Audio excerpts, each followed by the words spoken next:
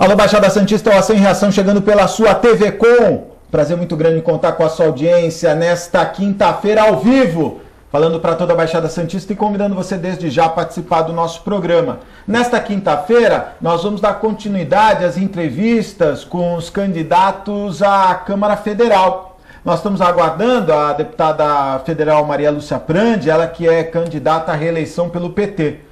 E já está em nossos estúdios, vai participar do programa, a candidata à Câmara Federal pelo PSOL, a Eneida Cury. Eneida, boa tarde, obrigado pela participação. Por que você está colocando seu nome à disposição para ocupar uma cadeira na Câmara Federal? Boa tarde mais uma vez e obrigado pela participação. Boa tarde, Augusto, equipe, boa tarde, ouvintes, telespectadores. Eu me coloco à disposição porque eu sou bancária há 21 anos do Banco do Brasil. Estou como secretária-geral do Sindicato dos Bancários de Santos. E nós verificamos que existe uma distorção muito grande no Congresso Nacional por conta da representatividade quando existe o financiamento privado de campanha, onde as empresas, setores econômicos colocam os seus representantes, elegem seus representantes e eles então passam a fazer lobby e representar esses setores econômicos. Não é à toa que reivindicações da população são tão difíceis de ser atendidas, porque a população, nós trabalhadores, nós mulheres, aposentados, estudantes, jovens, não temos a representação adequada no Congresso Nacional. Por isso que eu sou oriunda do movimento sindical, trabalhei com a Irmã Dolores já há mais de uma década, 10 anos ou mais no quarentenário, sempre procurando trazer melhorias da qualidade de vida das pessoas. Eu entendo que é um momento de renovação e da gente aumentar a nossa participação da população efetivamente no Congresso. Eneida, ontem, inclusive, eu abri o programa e eu não consegui me conter, apesar da regra da legislação eleitoral, com a pesquisa da Folha de São Paulo, que apresenta 3 nomes em primeiro lugar, que eu não consigo... Nós somos culpados, né? Porque nós que damos o voto a essas pessoas. O Tiririca, que é um palhaço, né? No sentido próprio da palavra. O Maluf, né? O Ministério Público agora quer prender o filho dele e ele, em razão de tantos problemas. E o Celso Russomano também, eu tenho algumas divergências quanto ao trabalho dele. Mas o que me chama a atenção, né, nesse aspecto todo é a utilização do horário eleitoral, não é? Que é uma condição que o Estado dá aos candidatos, né? Eu acho um absurdo, por exemplo, o tempo que o Tiririca utiliza com piadas, com o que cada vez mais desmotiva o eleitor a votar consciente e faz com que o eleitor tenha interesse em votar de forma... Essa demonstração mostra esse desequilíbrio, né? São nomes que estão no ar por causa da mídia, que tem, e às vezes não pelo discurso. No caso, você propõe uma readequação nessa legislação eleitoral, desde o financiamento ou também no voto distrital, ou só no financiamento público de campanha? Não, existem vários aspectos. O financiamento público de campanha exclusivo daria mais equidade, distribuiria, né, acabaria com o privilégio de poder econômico, né, que elege esses deputados, e também teria que haver uma reforma, dentro de uma reforma política isso, né?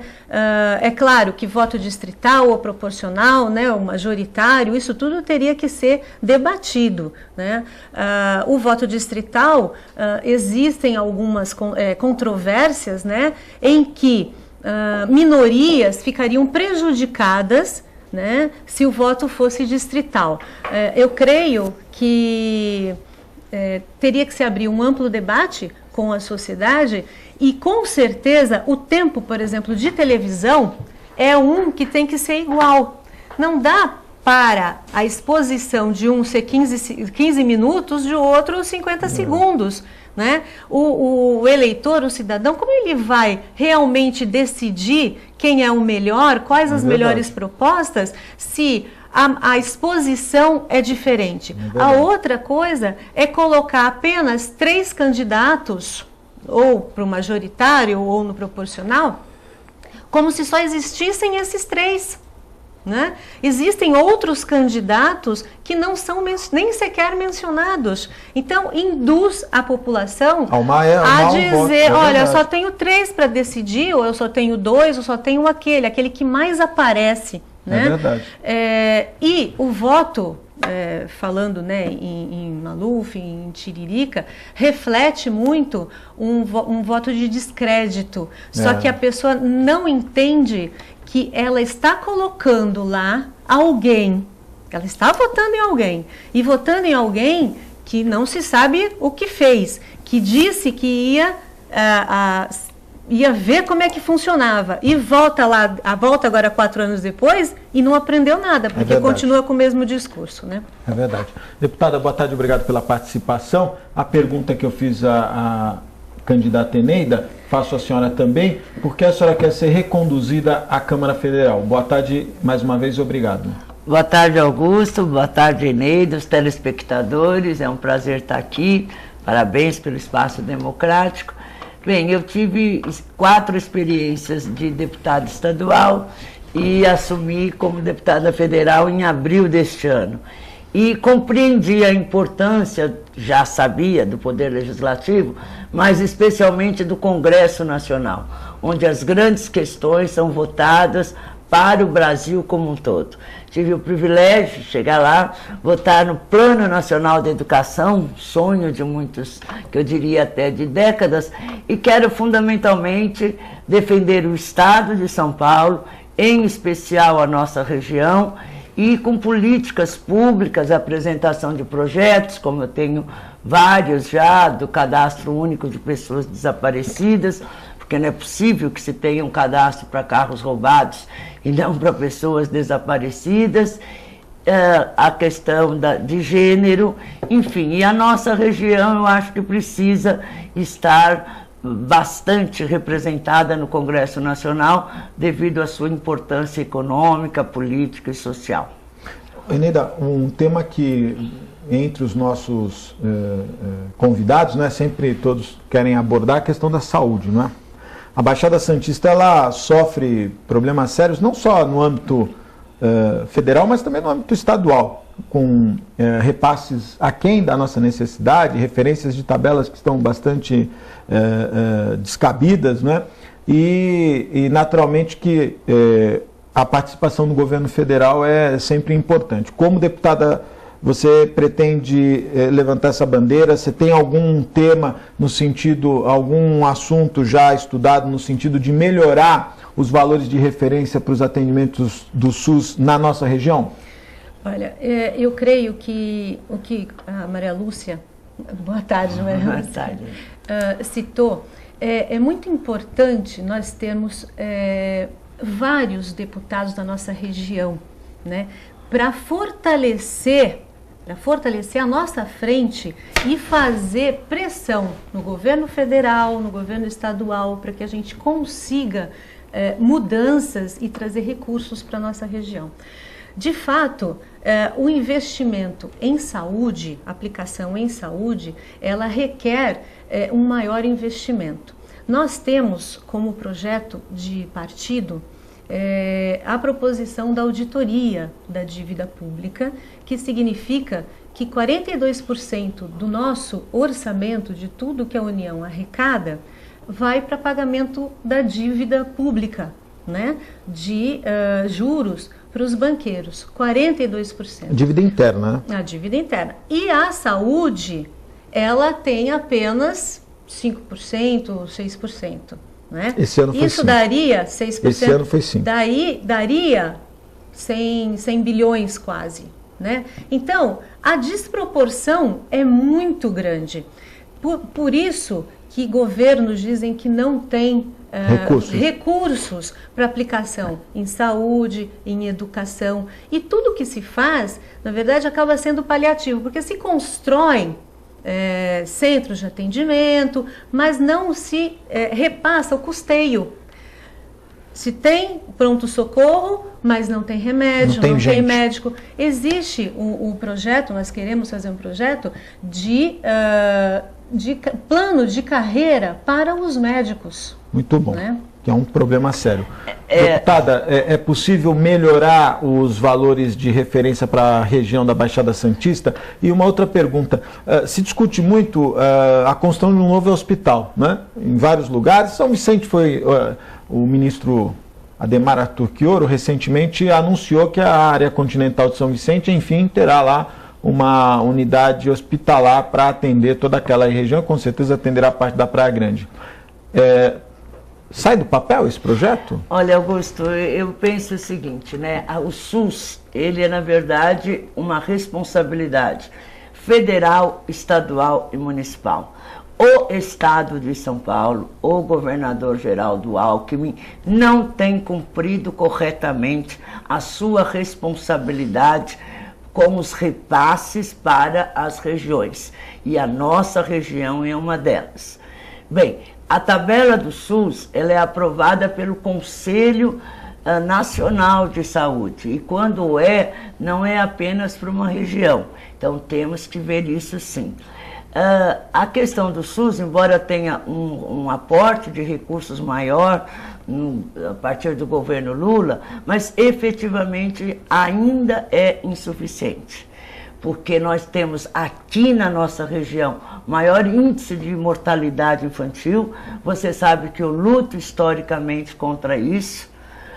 O Centro Obstétrico da Santa Casa recebeu o nome da minha mãe, de tanto que a gente conseguiu recursos para ampliar a maternidade da Santa Casa. Temos falta de leitos de UTI neonatal. Uma criança que nasce com cardiopatia tem que ir para São Paulo e temos falta de leitos hospitalares, sim. O hospital para a região, que terá que ser construído com recursos federais e estaduais e mantido com recursos federais e estaduais, porque ele será mais um hospital regional, a exemplo do Guilherme Álvaro, e a decisão foi que ele não será mais na área continental, ele será no centro de convenções, ali próximo à ponte do Mar Pequeno, no Parque Bitaru. Por que isso? Porque os prefeitos envolvidos e o ministro entenderam que a população da área insular não iria para lá e que ali é um fluxo entre área continental, área insular, Praia Grande e as outras cidades. Então será construído sim, a depender em parte também do governo estadual. O SUS é responsável por 95% dos transplantes no país. Nós temos agora a vacinação da HPV-A, evitando câncer de útero nas meninas. Iniciou-se a vacinação da hepatite B para criança de 1 a 2 anos. E eu tenho uma negociação já quase pronta, graças ao Grupo Esperança, à Sociedade Civil Organizada, o Dr. Evaldo Stanislau, o compromisso de Fábio Mesquita e do ministro Artur Quioro, praticamente engatilhada a compra de um novo remédio pelo SUS que cura a hepatite C. Que você sabe que nós temos milhões de brasileiros infectados, porque é uma doença que demora para se manifestar, inclusive na nossa região. Mas eu concordo plenamente, faltam recursos, dos royalties do petróleo, 25% irão para a saúde, mas é preciso apurar melhor... Do pré-sal. Sim, é preciso apurar melhor a responsabilidade de cada ente da federação. Sobre a dívida interna, né, Eneida? Você sabe que é uma herança aí também das privatizações e das negociações havidas no governo Fernando Henrique. Você quer comentar? Né? São Paulo fica com 13% do seu orçamento comprometido por conta dessa negociação feita lá atrás, que eu acho que pode e deve ser revista, sim. Sim. Eu acho muito importante, quero comentar, pois não, porque durante muito tempo, há anos, né, isso não é de agora, essa dívida, né, há anos essa dívida vem sendo contraída, inclusive estudos aprofundados revelam que com contratos, foram feitos contratos lesa pátria. Em algum momento, por exemplo, dívidas de empresas privadas passaram para a alçada da União, essas dívidas, né? Diversos contratos que foram ilegais. Então, há de se fazer uma auditoria, sim, porque se pode cancelar, abater muito dessa dívida. E seriam, assim, bilhões que serão economizados. Né? É verdade. Eu acho que eu queria falar sobre isso. E sobre recursos também, depois se eu tiver oportunidade. É que vocês estão falando, e eu lembrei agora, né? Eu acho que os problemas acontecem em todos os governos, porque o Eike Batista conseguiu pegar tanto dinheiro no BNDES, eu vi uma entrevista dele ontem, meu deputado, vai virar classe que ele disse o seguinte, perguntaram para ele, o senhor está 0 a 0? Ele falou, não, estou 1 bilhão negativo, ainda falta pagar 1 bilhão.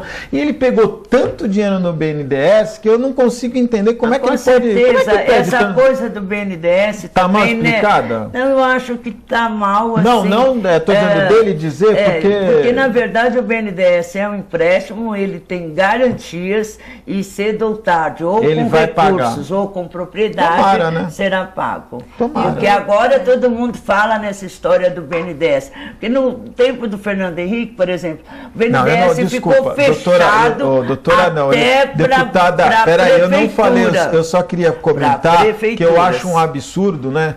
Como também perguntei aqui para o André Sanches, e eu sou corintiano, hein? E ele me explicou como o Corinthians conseguiu construir a Arena Corinthians lá e tecnicamente ele deu a versão dele. Eu não estou fazendo crítica nenhuma, eu só achei estranho. Ele ainda tem 1 bilhão para pagar, né? Tomara que ele tenha dinheiro para pagar. Só tem R$900 na conta bancária de qualquer coisa com ele, assim, né? Ele disse que agora está na classe média. Que é muito duro ser classe média, segundo ele. Né? Segundo ele, é verdade. Mas deve ter muito iate ainda por aí, muito coisa para ser quer, para finalizar, 10 segundos. Não, para finalizar, é que dos 30 bilionários que existem no país, sim, né, 15 são banqueiros. São famílias de banqueiros. Mas eu acho que isso é no mundo, né? No mundo que eu digo capitalista, né? Mas a dívida não é dada para eles essa fatia, 40%. Ah, tá. Entendeu? Entendi. Vamos para um outro tema que é importante. Você estava em Santos mesmo? Hoje? Ou você passou para São Vicente? Passei para São Vicente.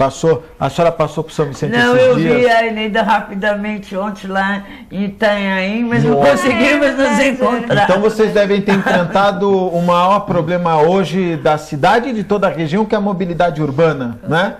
E sempre. Agora queria saber se você tem algum trabalho nesse sentido, pensa em alguma coisa, algum projeto, trazer mais recursos para a mobilidade urbana. Eu fiquei um pouco decepcionado esses dias, porque fiquei sabendo que nessa nova entrada da cidade, né, que eu imaginei que essa entrada bonita, ia ser um plano bonito. Será que não sabem nem fazer projeto? Não, diz que vai ser apenas uma ponte que a pessoa... E não é nem de quem vem de São Paulo para Santos, é de quem vai de Santos, da Martins Fontes para nossa... Eu fiquei... Mas que pobreza, né? Eu ia falar frouxo, mas acho que a palavra frustrado. Não é frustrado. Eu fiquei frustrado, porque eu imaginei que a gente merecia uma entrada maior. Porque aí vai virar o semáforo com um viaduto ali, eu não sei. Precisa tomar cuidado para ali embaixo não virar ponto de craqueiros, né? Você tem algum projeto nesse sentido, mobilidade urbana?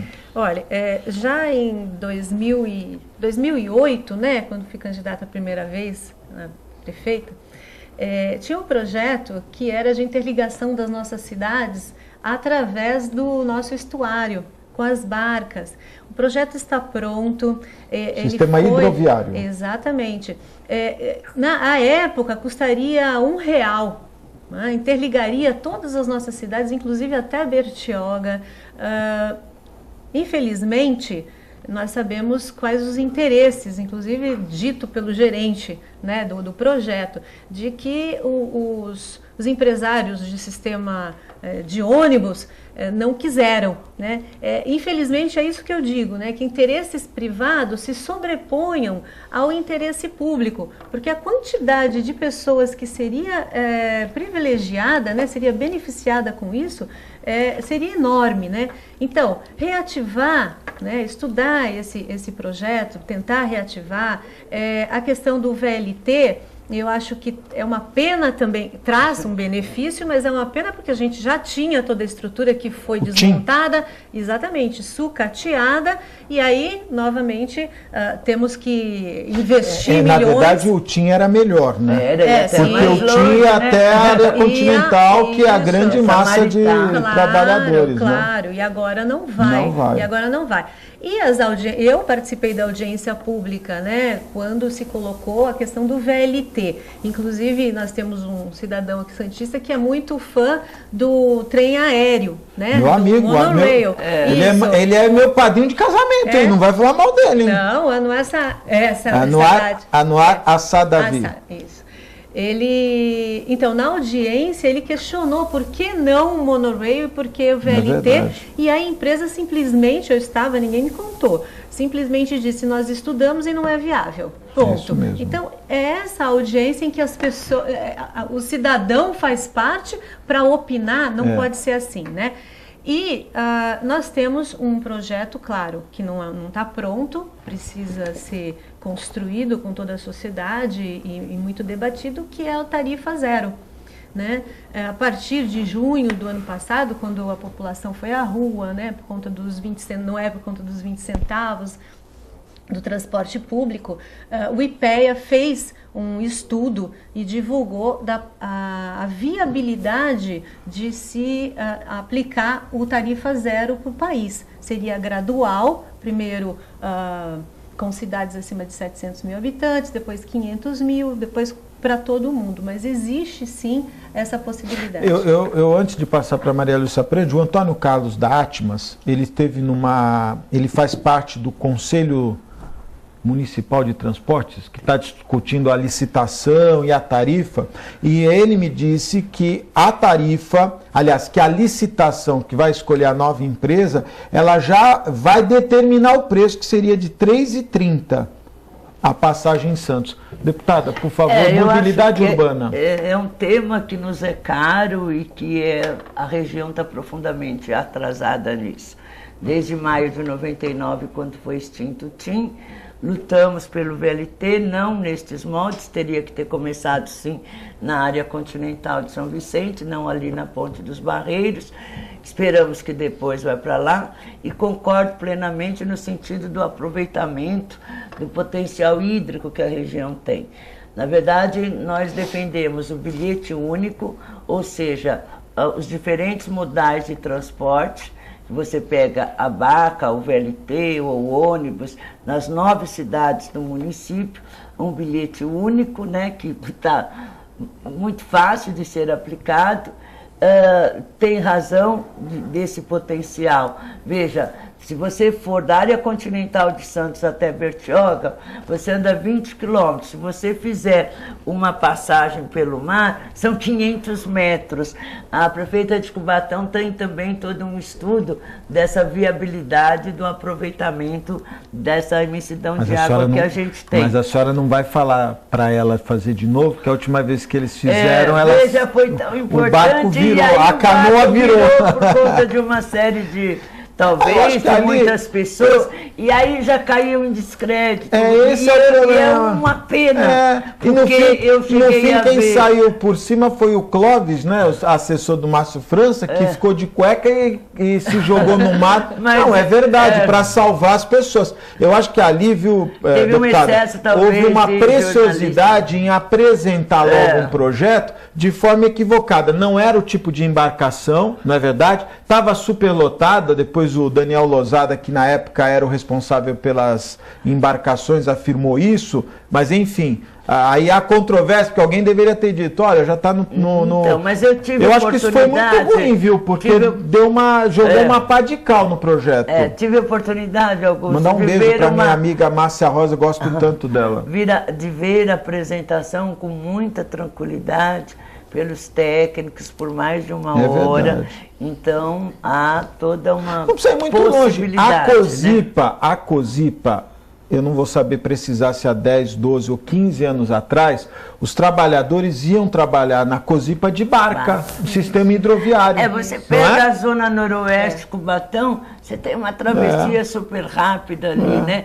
Você tem indústrias também Batão, que para o transporte de sal, elas também estão solicitando. Mas falta o que para fazer, colocar em funcionamento, deputada? Eu acho que assim, como na região metropolitana, nós não avançamos em maior possibilidade de decisão dos municípios, nós ficamos na dependência do governo do estado de São Paulo, que é lento, que é lerdo, porque mais de uma década depois da região metropolitana você ainda não tem um estudo perfeito ou medidas para um transporte metropolitano adequado. Então eu acho que falta pressão da população.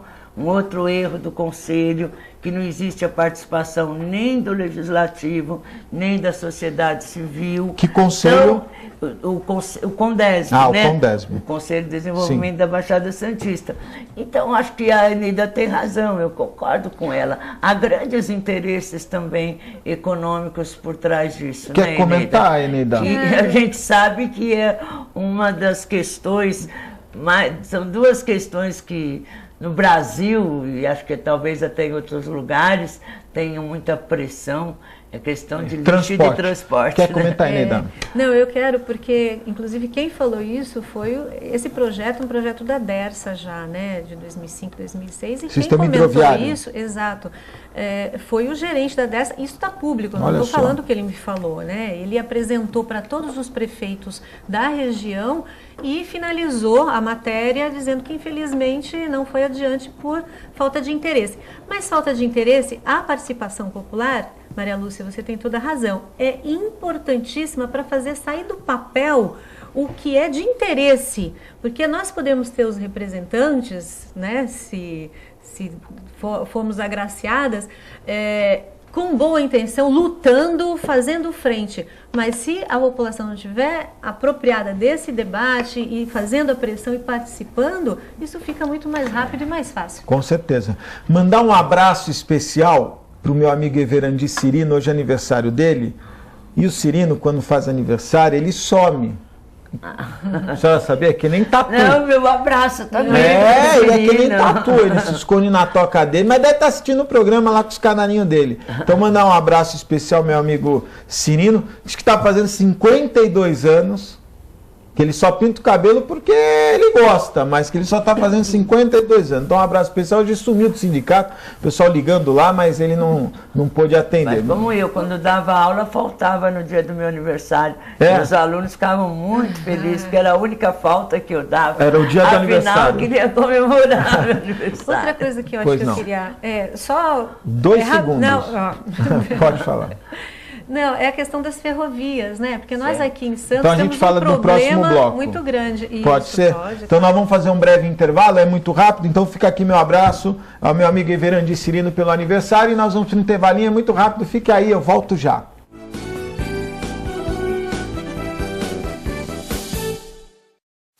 Com o objetivo de atender cada vez melhor, o Plano de Saúde Santa Casa oferece a você e a sua família uma ampla rede de atendimento em Santos, São Vicente, Praia Grande, Cubatão e Guarujá. Além de contar com a melhor equipe médica e multiprofissional do litoral paulista. Plano de Saúde Santa Casa de Santos. O melhor atendimento em plano de saúde. 3226-6200.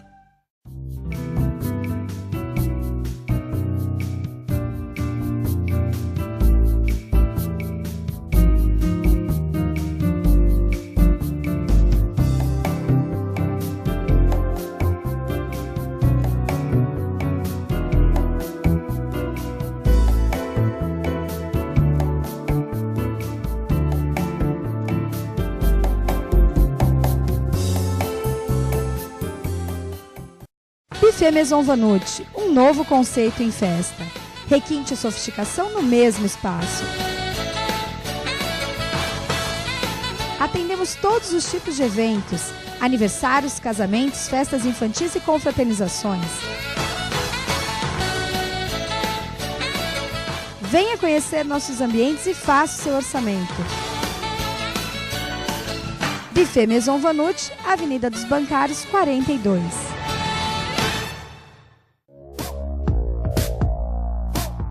Sindicato dos Trabalhadores Municipais de Praia Grande, há mais de 20 anos levando aos seus associados planos de saúde e convênios, assistência odontológica e jurídica, curso de capacitação e outros benefícios, dando aos servidores melhores condições de trabalho e qualidade de vida.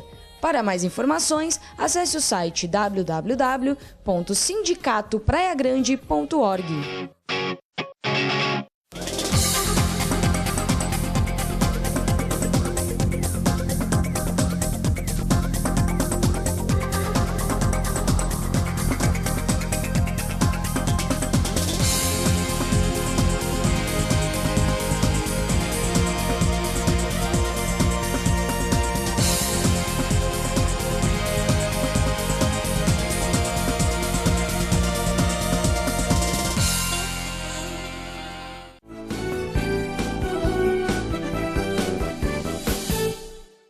Estamos de volta ao vivo, mandando um abraço especial meus amigos da Ozan, 32288000. Acesse o site www.ozan.com.br. E também quem nos apoia, o restaurante Boqueirão Express Grill. Hoje eu estava almoçando lá, o Filete apareceu. Eduardo Filete estava lá comendo. É muito bom. Eu gosto muito, eu almoço no Boqueirão há 15 anos. Impressionante isso, né? Todo dia, hein? Menos sábado e domingo, mas todo dia eu almoço lá. Um abraço para o meu amigo Nelson, Paulo, Lenita, o Jorginho, Suzeli, toda a equipe lá. Boqueirão Express Grill. E mandar um abraço também para o meu amigo João do Incatep, o primeiro e verdadeiro centro de excelência portuária. O Incatep qualificando a mão de obra do trabalhador portuário e preparando para o mercado de trabalho. Sempre é bom ressaltar que os cursos do Incatep são referendados pela Marinha, que é o órgão que oficializa qualquer curso na área portuária. Aliás, o Incatep está oferecendo, ele ganhou a licitação que a Marinha fez para oferecer cursos aos trabalhadores avulsos. Se você é estivador ou se você é de outra categoria e estiver registrado no OGMO, procure o OGMO, fala com a Sandra, manda um abraço para ela que falou comigo, e procure o seu curso no OGMO. A Marinha disponibilizou centenas de cursos para que você possa se qualificar.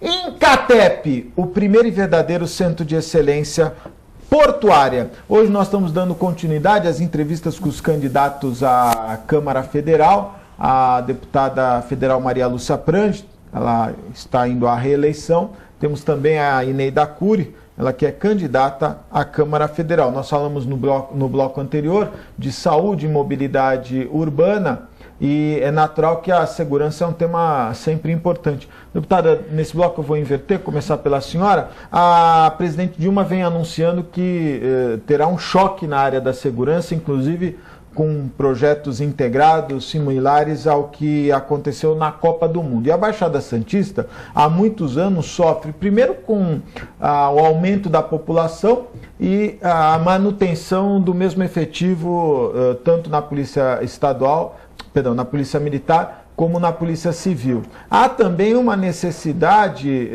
de uma ampliação na questão portuária, né? Com mais agentes, enfim, uma fiscalização melhor.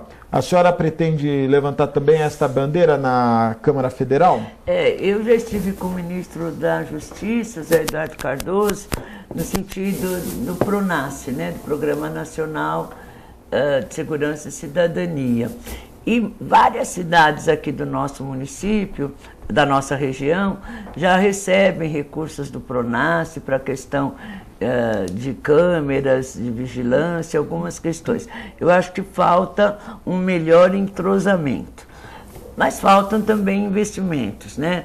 Você viu, na Copa praticamente houve uma tranquilidade, pelo menos nos lugares onde estavam acontecendo os jogos, porque houve uma verdadeira integração de todas as polícias, né? Inclusive nível federal, nível estadual e até as próprias guardas municipais. Acho que o que a presidenta Dilma tem colocado é isso. Primeiro, a segurança pública é responsabilidade do Estado, mas há de se ter uma integração maior entre as esferas de poder. E eu acredito muito no PRONASSE. até logo depois da eleição, porque né, nesse momento é tudo muito difícil, qualquer atitude que você tenha ou qualquer reunião que você peça para algum prefeito, as pessoas, nem sempre é bem entendido, pretendo justamente, através de um observatório que existe, ver o andamento dessas questões. Porque você sabe que funciona muito bem, né? Você tem em tempo real o observatório da violência, mas aí você tem que ter as polícias, os efetivos adequados e as competências determinadas para que se possa agir. E eu acredito muito também na prevenção, e a prevenção se dá não só com uma política, né, ostensiva, né, de iluminação, presença da polícia, mas acima de tudo com políticas públicas que evitem principalmente que a nossa juventude caia por um caminho tão cruel e inadequado. E sem volta. Eneida, segurança, você queria falar sobre as ferrovias? Rapidamente, por favor. Não, isso em ferrovias é botar ao tema do transporte, né, que a gente tem que ampliar, né, os modais. Exatamente, justamente os caminhões que nós sofremos muito com isso. Né? Mas na questão de segurança, quer comentar? Sim, claro que a prevenção... Desculpa, na verdade eu faço a pergunta que fiz para a deputada, faço também para você. Na área da segurança, é um tema que você pretende trabalhar, apresentar projetos? É importantíssima a área de segurança, porque a violência que nós vemos é uma consequência de um sintoma de uma sociedade doente. Né? Uma sociedade que sofre com uma desigualdade profunda, com uma falta de oportunidade aos jovens, principalmente, que se tornam reféns do tráfico. Lógico. Então, essa prevenção, que é o desenvolvimento da região, trazer empregos, empresas, indústrias que possam qualificar, que também tem um curso de qualificação desses jovens, melhor distribuição de renda, empregos melhores, né, mais bem remunerados, tudo isso vai fazer tirar o jovem do crime. Não tenho dúvida que o índice de criminalidade diminuiria muito se o desenvolvimento da nossa região realmente fosse levado a sério. Nós temos aqui na nossa região, tirando Santos, a maioria, quase 70% da nossa população ganha de 1 a 3 salários mínimos. Isso são dados aí otimizados. Quase 70%, de 66% a 70% da nossa população, todas as outras cidades, ganham de 1 a 3 salários mínimos. Então, isso é uma precariedade. A terceirização também, que vem nesse bojo, ela precariza o trabalhador, né? Sofre muito mais acidente, não tem os direitos que os outros trabalhadores têm. Então, isso nós vamos bater muito fortemente, porque tendo melhores salários, empregos, você diminui a violência. Agora, especificamente na segurança, eu acho que câmeras são importantíssimas, é importantíssimo investir em tecnologia, na inteligência, né? Outro dia eu estava assistindo um programa de 2 especialistas e eles diziam que a maioria que está presa é de gente que cometeu roubo porque foi pego em flagrante. Porque o crime mesmo ninguém consegue, não tem inteligência suficiente para investigar e punir os culpados. A outra coisa, acho que importantíssima, é a ressocialização dos presos, porque não é só pegar e colocar na cadeia. Nós temos quase 700 mil pessoas encarceradas, uma população enorme mundialmente. 80% ligadas à droga. 80%, então, ligadas à droga. Quer dizer, isso é falta de oportunidade. E não ressocializar, simplesmente não fazer o trabalho, fazer com que eles trabalhem, com que depois eles possam sair e se inserir na sociedade de alguma maneira, jogar as pessoas, condenar à morte, né? E isso é violência. Deputada, só quando eu digo 80% é ligado à droga, naturalmente o cara está preso por homicídio, mas foi em relação a um acerto de contas. A droga, em 80% dos casos de quem está preso, a droga está envolvida. E a Rede Record fez um programa onde ela filmou, isso tem a filmagem já tinha 3, 4 anos, né? Filmou as lideranças das facções criminosas na penitenciária lá de super Presidente Prudente ou Besnard, não me lembro agora, enfim, mas estava lá o top lá do crime, dando ordem no meio do pátio lá, chamando os criminosos, conversando e tal. Eu particularmente acho que o governo, o Estado tem que ter uma mão mais pesada no sentido de deixar numa cela específica e sem contatos aqueles criminosos que a gente sabe que por mais que ele vire evangélico, por mais que ele se socialize, por mais que ele vire padre, ele ainda vai ter uma relação com o crime muito forte. Há quase 20 anos atrás a gente já tentava mostrar que essas condições degradantes a que as pessoas são encarceradas levariam facilmente a alguém tomar conta, né? É verdade. Então a gente discutia, inclusive com a Secretaria de Estado, que eles diziam que o crack não viria para São Paulo, que o crack era barato, que o crack matava logo. E a gente mostrava que não, que o crack é relativamente barato, mas o consumo é muito grande. Então, para quem vende, ele é lucrativo.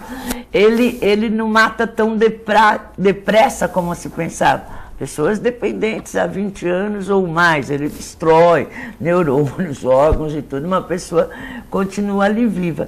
Mas não havia muita compreensão disso. Muitas vezes as pessoas diziam que a gente estava defendendo o direito do bandido. Não, a gente estava defendendo o direito daquela pessoa que está lá, pagar a sua pena, perder a sua liberdade pelo tempo e ter a possibilidade da volta para a sociedade. Então, hoje, realmente, o crime organizado, ele é um gravíssimo problema dentro do nosso sistema penitenciário. E ainda ouso dizer, assim como as estatísticas mostram hoje, né, nos dados de hoje, que as mulheres negras são as que estão tendo mais dificuldade no emprego, um dado bastante recente que confirma os anteriores, a maioria dos nossos encarcerados ainda são os jovens da periferia, ainda são os negros. Realmente é uma questão que vem por trás toda uma questão social também. Deputada, 2 informações para a senhora. O doutor Clemente está fazendo um trabalho com viciados em crack, drogaditos, não é que chama? Fazendo tomografia do cérebro das pessoas. Pum. Consome neurônio, né? Fica branco, o cérebro está embranquecendo. Então ele vai lá tirar uma agora, e daqui a 3 meses tirar outra, está embranquecendo. Quando a senhora falou deixa o cara vivo, deixa o cara vegetativo, né? Porque os neurônios vão... Acho que esse é Falando, aproveitando esse gancho, política antidrogas, ou você ia comentar outra coisa? Não, então, eu acho que a gente ainda tem que falar um pouco das condições da nossa polícia. Né, as condições dos servidores da segurança, que são lastimável. Então, por exemplo, a polícia militar, eles faziam bico, né, era proibido. Agora, em vez de melhorar o salário e as condições de trabalho, o governador resolve que eles podem agora fazer bico. Agora é legal fazer bico, né, como se isso fosse, ou trabalhar em outra coisa, como se isso fosse uma vantagem. Na verdade, ele já tem uma vida estressante que arrisca a vida todos os dias, a cada minuto, e deveria ter condições de trabalho adequadas e uma remuneração adequada. Então, somos favoráveis à PEC 300, né, que dá um mínimo, um salário, não um salário mínimo, né, mas é um mínimo de referência para o policial, e a PEC 51 também, que desmilitariza a polícia. Esse é um debate que é um debate que tem que ganhar a sociedade, tem que ser feito, mas que precisa ser feito. Então, por quê? Porque a natureza da polícia ser militar, às vezes a pena que o policial sofre em dizer não ao seu superior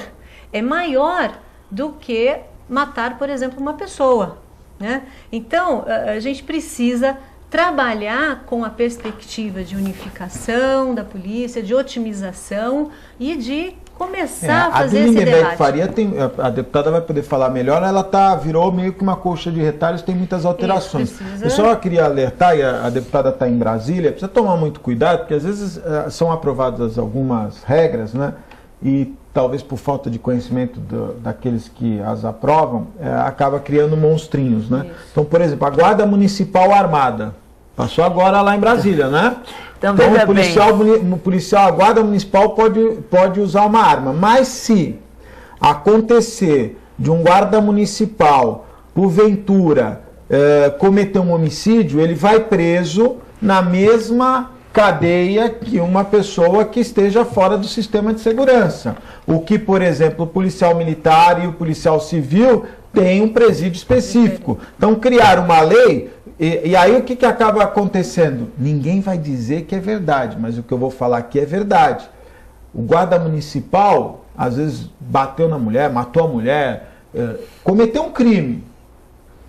O sindicato da categoria, em algumas cidades do país, para preservar a integridade daquele guarda municipal, que vai ser levado a uma cela junto com outros presos, e quando condenado vai para um presídio como todo aquele que comete um crime, não um presídio especial, eles dão um dinheirinho lá por fora para o camarada ficar numa cela sozinho, ou uma cela com um pessoal menos perigoso. Então criaram uma lei. A Guarda Municipal pode andar armada, mas não fizeram a lei como um todo. Eu acho, Augusto, isso é tudo muito complexo, né?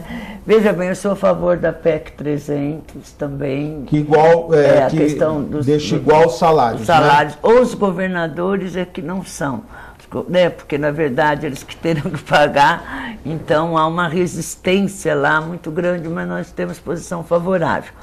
Essa desmilitarização porque a gente herdou um sistema muito militarizado e também um aparelho muito da repressão da ditadura, né? É verdade. Então, há muitas coisas aí que tem que ser discutidas. Em primeiro lugar, meu respeito aos policiais militares e civis.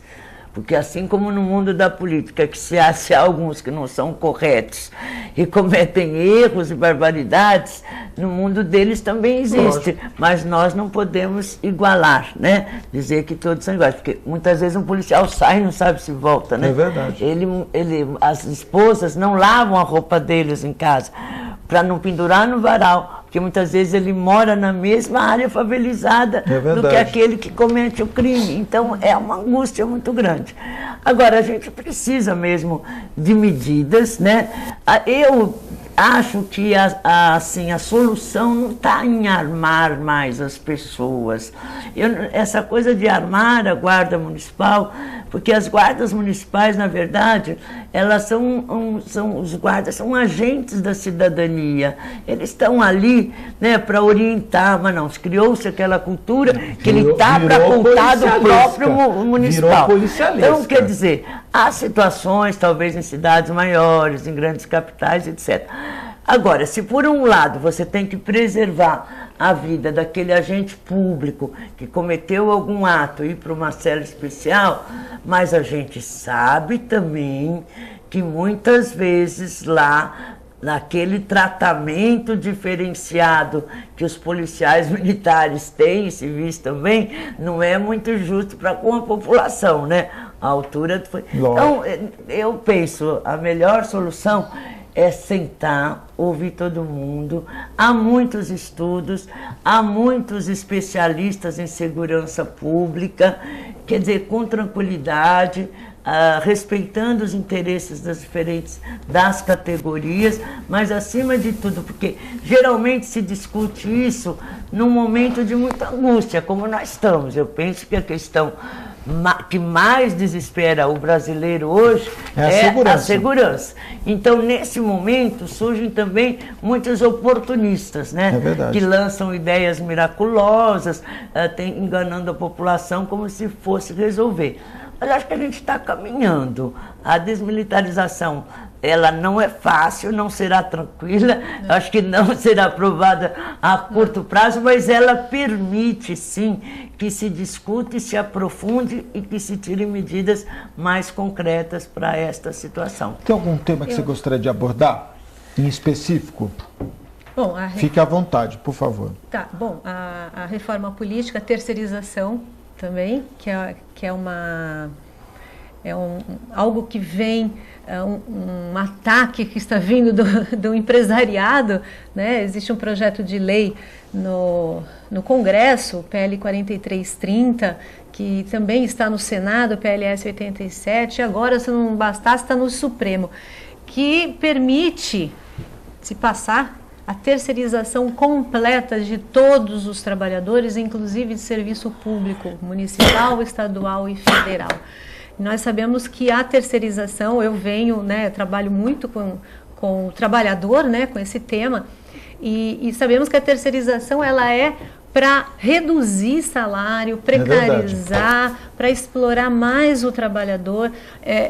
8 de cada 10 acidentes de trabalho se dão com os terceirizados, os afastamentos, adoecimentos e o assédio moral que vem também. A falta de direitos, né, trabalhistas, inclusive o TST, os ministros do TST são contra esse projeto de lei, contra o que pode vir a acontecer, porque reduz, inclusive, os tribunais do trabalho, porque não tem mais conflito do trabalho, empregador e empregado, porque tudo é através de um contrato, né? Então, é por isso que é importante a gente ter pessoas lá no Congresso que pensem diferente, pensem a favor da população e do trabalhador, porque senão vamos ficar na mão só de outros interesses. Deputada, eu ia passar a palavra para a senhora me permite fazer um comentário, desabafo do meu prédio, que meu prédio é terceirizado lá, posso falar rapidinho? Você mora lá no Ponto da Praia, hein? Não, mudei, minha sogra que mora lá. Eu sou um genro tão legal, que eu falei para minha sogra, a senhora vai morar onde eu moro, para a senhora ver como eu sou um genro bom, não é? Muito bem, Augusto. Eu poderia dizer da Petrobras, que é campeã nas terceirizações, poderia dizer da Sabesp, que é outra campeã das terceirizações, um absurdo, acabou aquele cara que era trabalhador da Petrobras, trabalhador da Sabesp, das terceirizadas, né?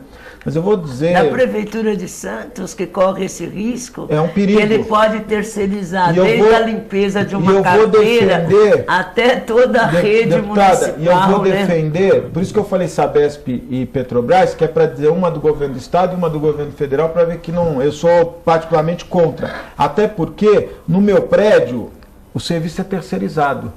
E o seu Zé e o Alexandre, que são funcionários lá mais antigos, sabem que eu defendo que o prédio contrate os funcionários diretamente. Não é? Eu não sou contra a atividade de terceirização, mas eu acho que você, na questão de prédio, que todos nós que moramos em prédios vivemos isso, né? A mudança contínua de funcionários, o tipo de funcionário, o perfil, o ganho ridículo que esses funcionários têm, né? Um vigia noturno hoje, pelo piso, ganha aproximadamente R$900 e 90% reclamam que não recebem as horas extras, o que é um grande problema. Então a terceirização meio que tomou conta, começou nos condomínios, está tomando conta. Desculpa o desabafo. Não, eu também, lá no meu prédio, ainda bem que a gente tem um síndico e a maioria veio com essa história, mas passou rapidamente. Ainda bem. Até porque você tem respeito aos trabalhadores, você os conhece, você tem muito mais segurança, porque não fica mudando um a um. Eles ajudam muitas vezes a olhar a criança, idoso, com saber certeza. A hora que sai, a hora que vem, ele né? É um funcionário ali diário, passa a integrar, né, aquela convivência tão importante no condomínio. Então, Augusto, eu penso que essa questão da terceirização, nós somos também, o PT, totalmente contrário aos projetos de lei que existem lá no Congresso Nacional, tanto na Câmara como no Senado. Questionamos já a Petrobras por conta da excessiva terceirização.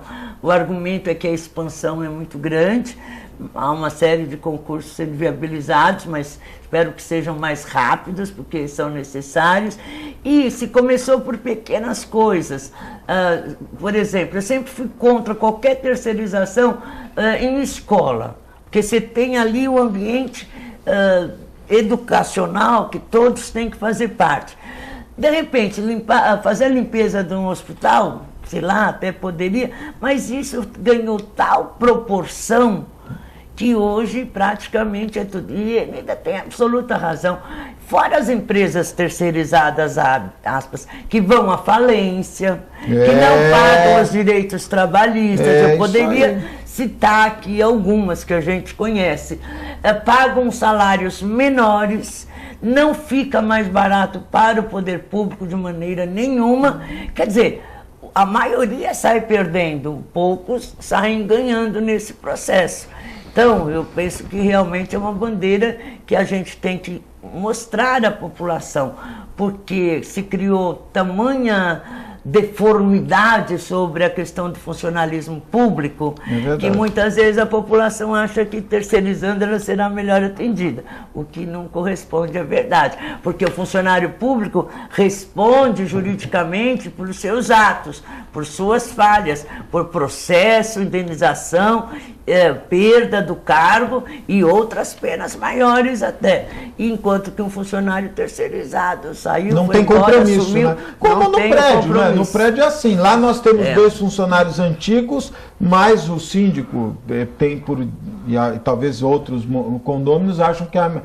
mas R$20 no condomínio de cada vale a pena, não é verdade? Não é? Até pelo respeito àquele profissional que está ali, o seu Zé ganha R$900, é o piso da categoria, né? E para trabalhar a noite toda, 12 horas, é muito puxado. Deputada, suas considerações finais, por favor. Eu quero agradecer e fazer um convite à população que escolha seus candidatos a deputados, todos, né? Presidente, governador, senador, acho que não pode fazer propaganda, mas que escolha conscientemente, com aqueles que conhecem, com aqueles que têm uma trajetória realmente conhecida e honrada na nossa região. E que não desanime. A nossa arma ainda é o voto. E vamos batalhar, sim, por uma reforma política, porque hoje, como está o processo político, ele chega a pôr em risco a democracia. É verdade. Devido às condições tão diferenciadas, financeiramente falando, de espaço, de modo de agir. Então, depois de 5 de outubro, começa uma outra batalha, que será do plebiscito para constituinte, para uma reforma política que recoloque a nossa democracia no patamar que os brasileiros e o Brasil merecem. Muito obrigado. Eneida, suas considerações finais. Eu quero agradecer também, Augusto, Maria Lúcia, dizer que a gente precisa aprofundar a democracia, porque a reforma política é fato, precisa ser colocada, tirar o financiamento privado de campanha. Eu sugiro que você que está me assistindo, entre no site do TSE, procure saber nas eleições, na prestação de contas, do seu candidato, dos candidatos, quem que financia esses candidatos, quanto ele arrecadou de receita, você vai ter uma ideia de que lado ele está. É preciso ter lado nessa hora. Nós estamos do lado dos trabalhadores, da dona de casa, da juventude, daqui da Baixada Santista, que precisa do desenvolvimento real, precisa de projetos que tirem, que aumentem salários, que deem oportunidade aos nossos jovens. Assim, a gente vai ter uma Baixada Santista forte. Então, eu quero agradecer mais uma vez e peço que vocês analisem quem tem história e quem já fez e quem pode renovar e fazer também. Nós vamos encerrar o programa de hoje. Eu queria ser solidário ao Isamitiba, que foi condenado ontem a pagar R$10 mil para a PUC, porque num debate ele disse que na PUC tinha maconheiros. Então ontem ele foi condenado. Já fiz debate com ele. Ele é uma pessoa sensacional. Educa, né, um dos livros sim, dele. Que é best-seller, né? E lembrar que no prédio novo da PUC, no 4º andar, é conhecido lá um fumódromo, onde os caras puxam uma mesmo numa boa. Então, e ele foi processado pela PUC. Foi processado pela PUC. E perdeu. Vai ter que pagar R$10 mil. Muito obrigado pela sua audiência. Nós estamos indo embora, mas voltamos amanhã, às 1h15 da tarde, ao vivo, direto aqui dos... Ó, terceirização é isso. Os caras já estão tirando os negócios É tudo de terceirizado. Isso aí é tudo terceirizado, viu? Nós estamos indo embora e voltamos amanhã, às 1h15 da tarde, ao vivo, direto aqui dos estúdios da TV Com. Um forte abraço e até amanhã. Se Deus quiser e Ele há de querer. Tchau.